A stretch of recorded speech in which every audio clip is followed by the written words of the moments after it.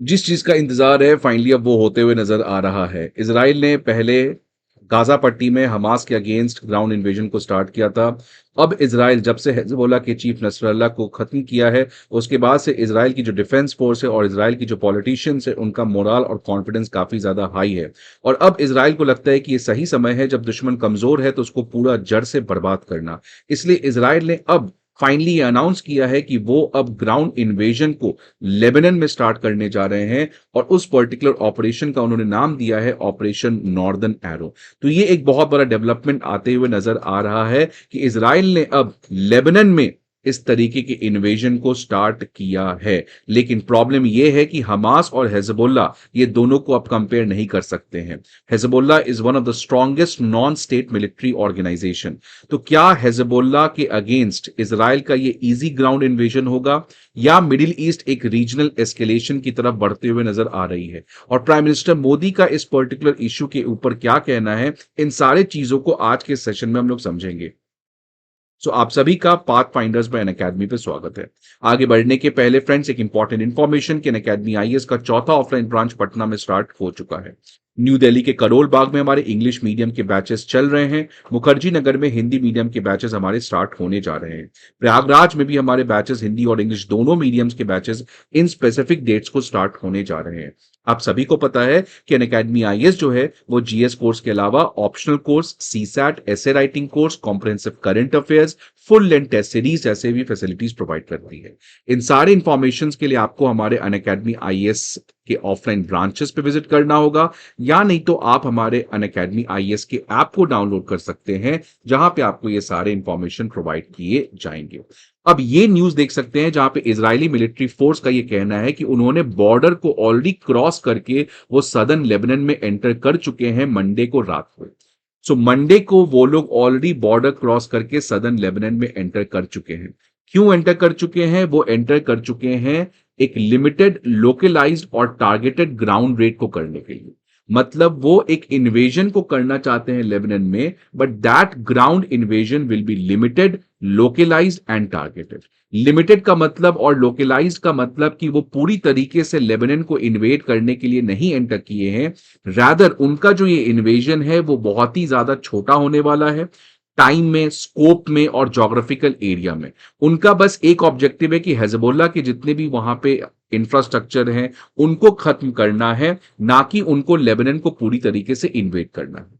Same चीज Israel Gaza पट्टी में जब इन्वेजन को स्टार्ट किया था तो वही कहा था कि हमारा बस ऑब्जेक्टिव है कि हमास को खत्म करना और अपने हॉस्टेजेस को रिलीज करना।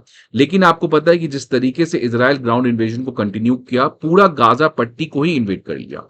सेम तरीके से इजराइल ने अब हिजबुल्लाह को खत्म करने के लिए सदर्न लेबनान में इन्वेजन को स्टार्ट किया है। अब क्या, कहां पे ये चीज रुकता है ये किसी को नहीं पता, ये तो आने वाला समय बताएगा। क्यों इजराइल ने इस तरीके का इन्वेजन स्टार्ट किया है? इजराइल का कहना है कि जो भी इजरायली कम्युनिटीज हैं जो नॉर्दर्न इजराइल में रह रहे हैं उनको बचाना है।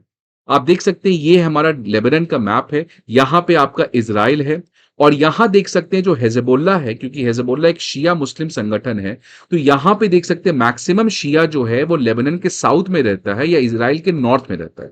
तो हिजबुल्लाह का मैक्सिमम ऑपरेशंस आप देख सकते हैं सदर्न लेबनान में है, और बहुत हद तक आपको इधर पे है।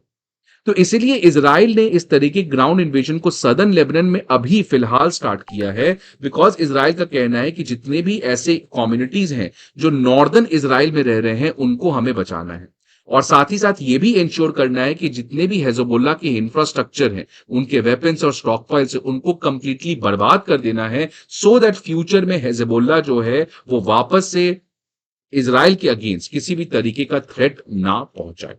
तो इसीलिए इजरायली डिफेंस फोर्स का यह कहना है कि ये एक फुल इन्वेजन नहीं है, ये इन्वेजन एक काफी लिमिटेड होने वाला है, स्कोप में टारगेटेड होने वाला है, केवल हिजबुल्लाह के अगेंस्ट होने वाला है और काफी कम समय के लिए होगा। बट प्रॉब्लम क्या है कि जब एक बार इस तरीके की चीजें स्टार्ट होती है, so where it will escalate no one knows. अभी करंट स्टेटस क्या है कि इजराइल ने ऑलरेडी ग्राउंड इन्वेजन करने के पहले एक स्मॉल स्पेशल फोर्स ऑपरेशन को स्टार्ट कर चुका है।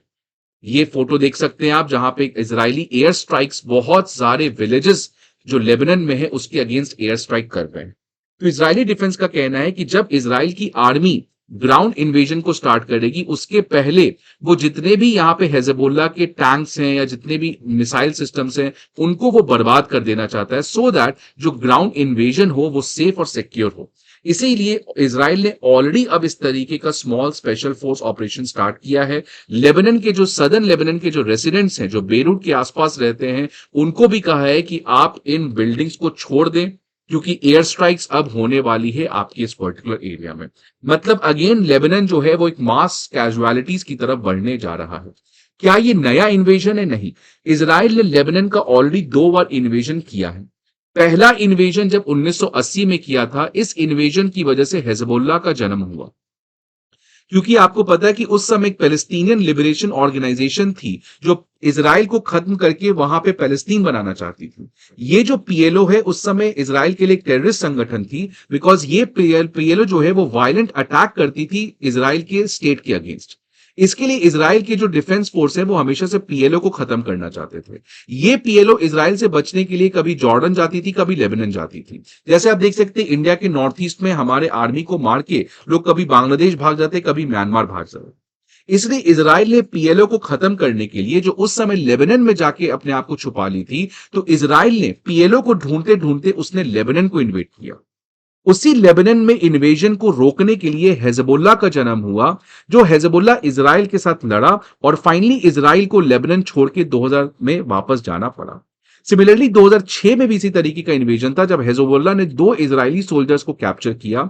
इसके रिटेलिएशन में इजराइल ने खूब एयर स्ट्राइक्स किया, ग्राउंड इन्वेजन किया, और ये जो पूरा बैटल है वो 1 महीने चला। फाइनली सीज फायर हुआ और इजराइल को लेबनान से विड्रॉ करना पड़ा। मतलब दोनों इन्वेजन के बावजूद इजराइल जो डेटरेंस चाहता है वो उसको इस पर्टिकुलर चीज से नहीं मिलते हुए नजर आ रहा है। बल्कि लेकिन ये एक जरूर बात है कि इजराइल जो है वो इस समय अपने एनिमी को कंप्लीटली खत्म करने के फिराक में, बिकॉज पहले 2 इन्वेजन में इजराइल ने गलती क्या किया कि मान लीजिए ये जो सदर्न लेबनान है, यहां पे इजराइल एंटर किया, इसको कैप्चर किया, यहां पे टेररिस्ट ऑर्गेनाइजेशंस तो थे उनको खत्म किया, वापस इजराइल वापस आ जाता था, इजरायली डिफेंस फोर्स वापस आ जाती थी।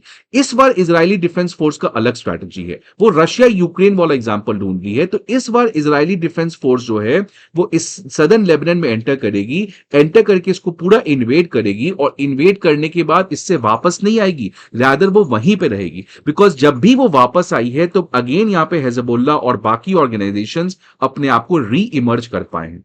तो अब इजराइल जो है वो एक अलग स्ट्रैटेजी के अंदर इस सदर्न लेबनान को इन्वेड करके वहीं पे रहने का प्लान बना रही है। अब ये मैटर ऑफ कंसर्न क्यों है? बिकॉज मैंने पहले भी कहा कि हमास और हिजबुल्लाह को आप कंपेयर नहीं कर सकते हो। हिजबुल्लाह ऑलरेडी अभी अपने लोएस्ट लेवल पे है, उसके चीफ मारे जा चुके हैं, मेन लीडर्स मारे जा चुके हैं। बट ये भी बात सच है कि हिजबुल्लाह के पास ऐसे बहुत सारे स्ट्रेटेजिक वेपन्स हैं, such as Fateh ballistic missile, Sayyad surface to surface missile, C802 antiship missiles, और जो हिजबुल्लाह है वो गुरिल्ला वॉरफेयर में बहुत ज्यादा एक्टिव होती है। तो ऑल्दो हिजबुल्लाह कितना हद तक इन मिसाइल्स का यूज कर पाएगी, बिकॉज आपका जो लीडर है, जो आपका किंग है, वही खत्म हो चुका है। लेकिन इसके बावजूद रीजनल एस्केलेशन होने की चांसेस है, बिकॉज इस हिजबुल्लाह के पास ऐसे स्ट्रैटेजिक वेपन्स हैं। और रीजनल इंस्टेबिलिटी जिस तरीके से मिडिल ईस्ट में बढ़ रही है, उसका इंपैक्ट बहुत जगह देखने को मिल रहा है। इंडिया में भी आपको पता है कि मंडे को स्टॉक मार्केट 1000 पॉइंट से गिर गया। इसके बहुत सारे रीजन थे, बट एक ये भी रीजन था, जिस तरीके से मिडिल ईस्ट में इंस्टेबिलिटी है, तो जितने भी इन्वेस्टर्स हैं वो मार्केट से पैसा उठाकर कोई सेफ इन्वेस्टमेंट जैसा सोना में इन्वेस्ट करने जा रहे हैं। तो मैंने पहले भी कहा कि जो इजराइल की स्ट्रैटेजी है वो इस बार इन्वेड करके वापस आने की नहीं है, वो सेम स्ट्रैटेजी रशिया यूक्रेन में कर रहा है, कि रशिया जो है वो यूक्रेन के साथ एक बफर बनाना चाह रहा है डोनेस्क और डोनबास वाले रीजन, कि यहां पे रशिया का जो है वो इन्फ्लुएंस बना रहे। तो वही सेम चीज जो है वो इजराइल भी करना चाह रहा है सदर्न लेबनान में। इंडिया का यहां पे क्या रोल है? तो आपको पता है कि जब से नसरल्लाह का डेथ हुआ है और रीजनल इंस्टेबिलिटी बढ़ने की चांस हुई है, तो prime minister of India Modi ji Netanyahu से बात किए हैं वेस्ट एशिया के डेवलपमेंट के बारे में।